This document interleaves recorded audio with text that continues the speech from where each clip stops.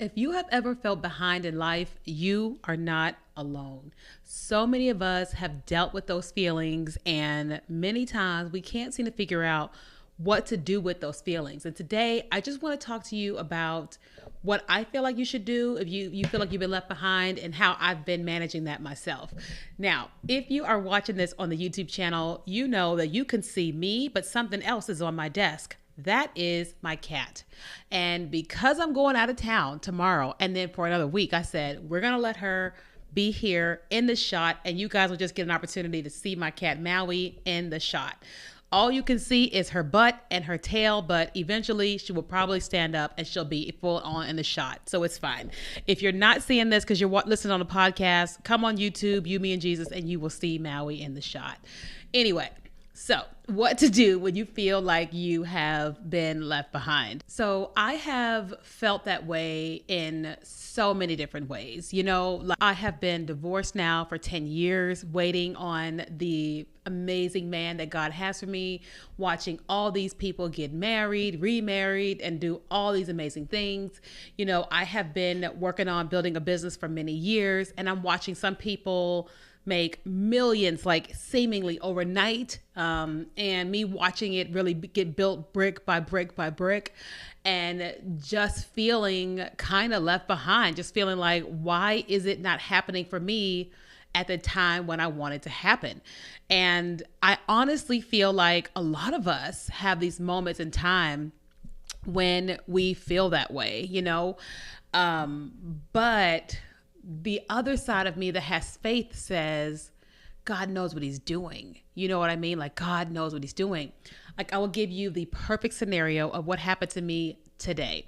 So I use MAC as a foundation for my makeup, and I ran out today.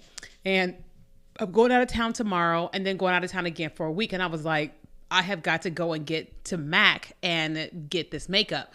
And so I look at the time and it says, you've got 30 minutes before the store closes, the one closest to me. And I was like, oh no.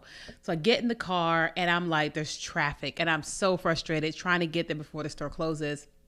And I get there and there's 6 minutes before the door closes. So then once I come inside, there's a lady and she's on her phone. She's at the counter, but she's parlaying on her phone and just on her phone.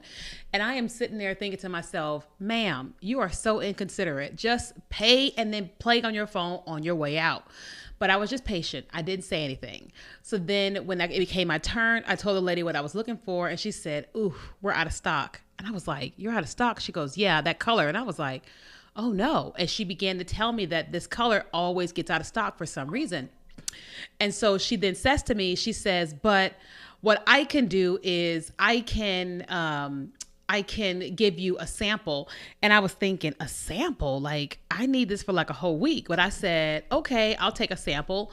And then she says, actually, I'm going to make you a whole tube. So she makes me this tube of makeup. And this tube probably will last me for like over a month. Okay, a month for free as a sample because they were out of stock. And I said to myself, God knows exactly what he's doing. I got here just in the nick of time. I was patient. And then guess what? Even though what I was looking for wasn't available, the clerk could make something for me and I didn't have to pay for it. And I was like, God just knows what he's doing.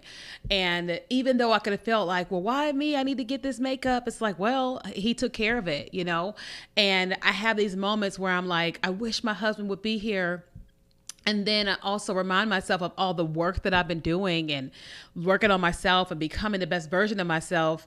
And I said to myself like a couple months ago, was just like, I'm so glad I didn't meet him back then, because there's parts of me that I did not know that I'm glad I get to know and work on my own and not work on with somebody. Because I can do it with somebody, but some stuff you just kind of just want to do yourself.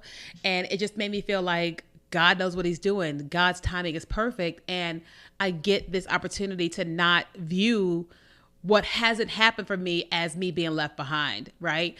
And so I want to give you that same perspective, right? I don't know where you are in your life. I don't know what's happening or what's not happening or what you feel like should be happening by now or whatever, But I want you to find the silver lining. I want you to find the silver lining in what it is that you're feeling, what you're experiencing. And I want you to ask yourself the question, where is God? Where could God be in this? I know you want X, Y, and Z to happen. I know the other parts, but where could God actually be in this? And so when I thought about the two makeup, I said, God knew, God is in this. It's perfectly fine. I still made it here on time. You know what I mean? And so many other things that have happened over the last couple of weeks. And I just go, it's okay.